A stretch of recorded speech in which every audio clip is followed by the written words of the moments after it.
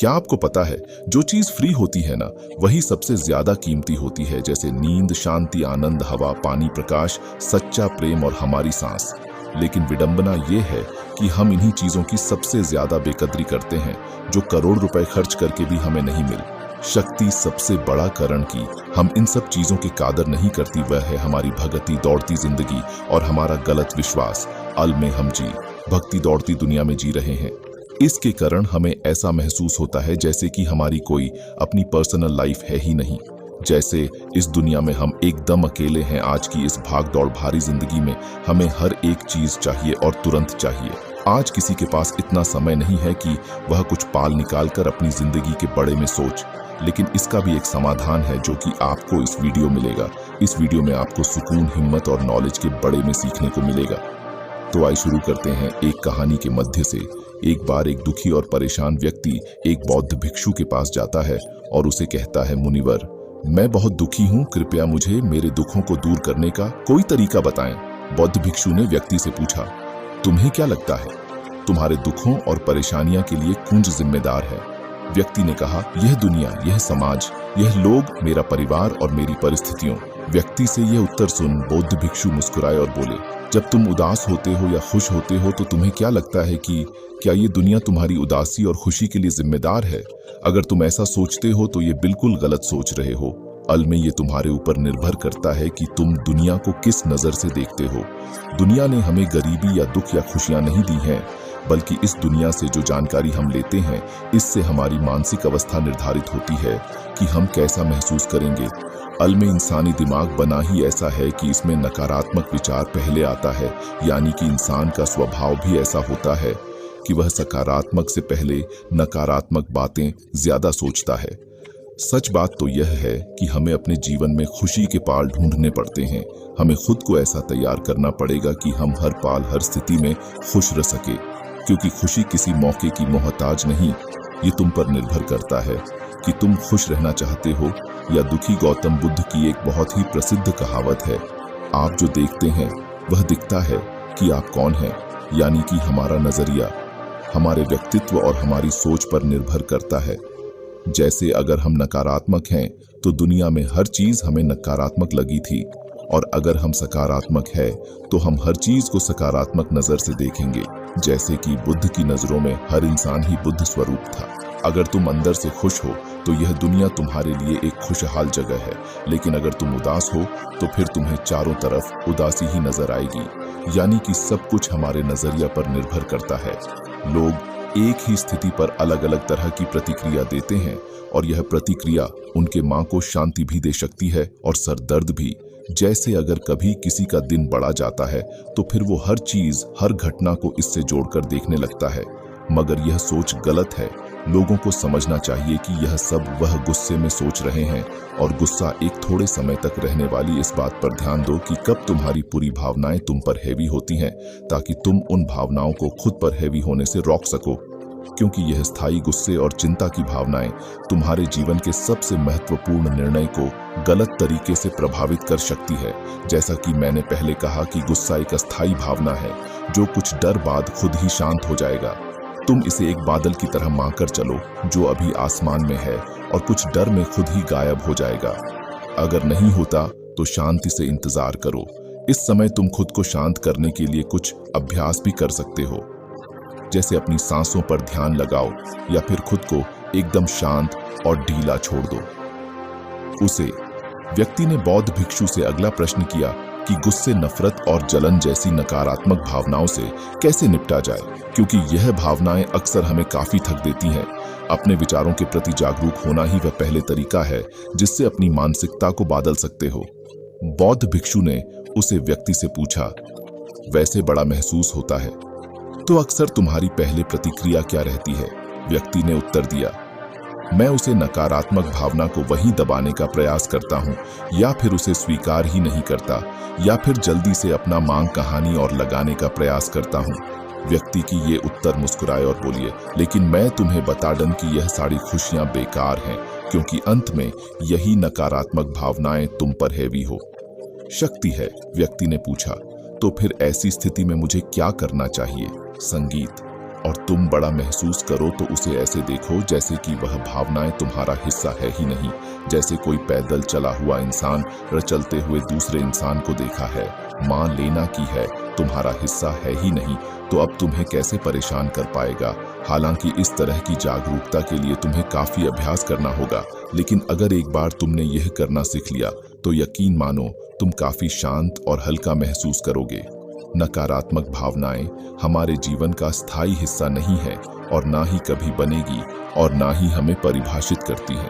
इसीलिए अपने अंदर उठने वाली हर एक नकारात्मक भावना पर पूरी जागरूकता के साथ ध्यान दो।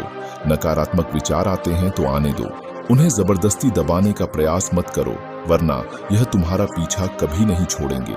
अपनी हर नकारात्मक भावना पर काबूपन संभव ही नहीं है, क्योंकि तुम्हें गुस्सा भी आएगा, तुम ईर्ष्या भी करोगे और उदास भी होगी, लेकिन यह भावनाएं आकर चली जाती है।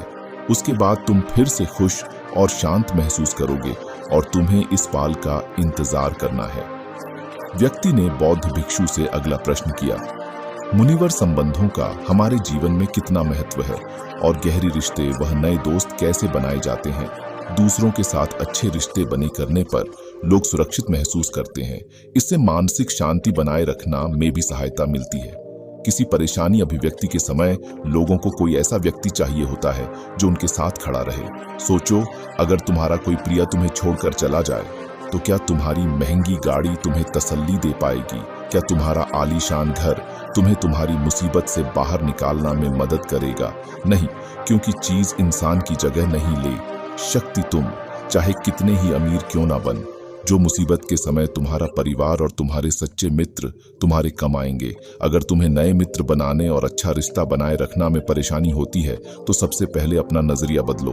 बिना लोगों को अच्छे से जान उनके बड़े में अपनी गलत राय बनाना बैंड करो। तुम जितना खुला दिल और दिमाग के साथ अपना जीवन जियोगे, तुम उतनी आसानी से लोगों को समझ पाओगे। ज्यादातर समय तो ऐसा होता है कि हम किसी को ठीक से जान बिना ही उसके बड़े में एक राय बना लेते हैं। हम पहले यही मानकर चलते हैं कि वह इंसान ऐसा होगा या वैसा होगा। इसीलिए दूसरों के बड़े में चांदनी और समझना के लिए थोड़ा समय लो। हो सकता है कि सामने वाले को लेकर बाद में तुम्हारी राय एकदम से बदल जाएगी। एक बात याद रखो, सच्ची दोस्ती तभी होगी जब तुम सच्चे बनोगे। जब तुम खुला दिल से बात करोगे तभी सामने वाला भी अपने दिल की बात खाने की हिम्मत करेगा। याद रखो, ठंडा स्वभाव वाले व्यक्ति से हर कोई किनारा करने की कोशिश करता है। यह तो हो गई नए दोस्त बनाने की बात, लेकिन अगर तुम्हारे पहले से ही दोस्त हैं, रिश्ते हैं और उनके साथ तुम्हारे रिश्ते टूटने की गागर पर है, तब तुम्हें क्या करना चाहिए? एक बात हमेशा याद रखो, एक अच्छा रिश्ता बनाए रखना ऐसा ही है जैसा ठंड रातों में आपके पास बैठना। जैसे अगर तुम आज से बहुत दूर बैठोगे तो तुम्हें उसकी गर्माहट का एहसास नहीं होगा, और अगर तुम बहुत पास बैठ गए तो फिर तुम्हें ज्यादा गर्मी लगेगी। ठीक ऐसा ही जब किसी रिश्ते में करीब या ज्यादा बांट जाती है तो अक्सर बोरियत होने लगती है। इसीलिए तुम्हें अपने रिश्तों में संतुलन बनाकर चलना होगा। बेशक अपने रिश्तों में मजबूती लो, लेकिन इतनी करीबी मत रखो कि सामने वाले को घुटन महसूस होने लगी। रिश्तों में भी थोड़ी दूरियां आनी चाहिए, जिससे तुम्हारे दोस्तों और करीबी लोगों के साथ एक मजबूत रिश्ता हमेशा के लिए बना रहे।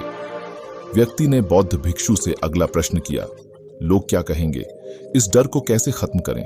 बौद्ध भिक्षु ने कहा, अब जो 3 बातें मैं तुम्हें बताने जा रहा हूं उन्हें गांठ बंद लो, क्योंकि यह तीनों ही बातें तुम्हें खुश रहने में कम आएंगे। सबसे पहले बात, लोग तुम पर उतारे दिलचस्प नहीं लेंगे जितना तुम चाहते।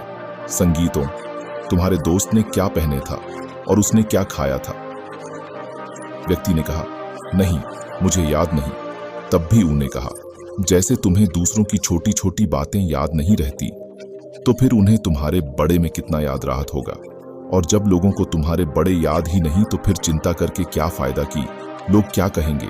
अल में लोग हमारे बड़े में उतना नहीं सोचते जितना हमें लगता है। दूसरी बात, हर कोई तुम्हें पसंद करे ये जरूरी नहीं। क्या तुम सबको पसंद करते हो?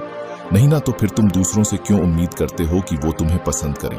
अगर कोई तुम्हें पसंद करता है तो अच्छा है, और अगर नहीं करता तो कोई बात नहीं। किसी की पसंद या नापसंद से तुम्हें फर्क नहीं पातना चाहिए। इन बटन को स्वीकार करना सीखो कि ये सब जीवन का हिस्सा है। जब सबको खुश रखना संभव नहीं है तो फिर हम इसकी इतनी चिंता क्यों करें? तीसरी बात, ज्यादातर चीज जो हम दूसरों के नाम पर करते हैं, अल में खुद के लिए कर रहे होते हैं। इसीलिए खुद के प्रति ईमानदार रहना भी एक बड़ी बात है। तो अपना दिल बड़ा करो तो दुनिया भी तुम्हारे लिए दिल बड़ा करेगी, लेकिन अगर तुम स्वार्थी बनोगे तो दुनिया भी अपना स्वार्थ निकलेगी। सभी लोग प्रार्थना करते हैं कि उनका परिवार सुरक्षित रहिए, क्योंकि वह अपने परिवार से प्रेम करते हैं। लोग ये सोचकर डरते हैं कि कहानी उनके जीवन साथी या बच्चे को कुछ हो ना जाए, क्योंकि वह अकेले रहने से डरते हैं। देखा जाए तो अंदर से हर इंसान स्वार्थी है। जब तक महावीर ना बन जाए, स्वार्थ से छुटकारापन मुश्किल है। इसीलिए वही विचार करो जिसमें तुम्हें खुशी मिले। सुनने में बहुत आसान लगता है ना, जीवन बदलने वाली चीज आसान ही होती है, बस हम उन्हें मुश्किल बना लेते हैं।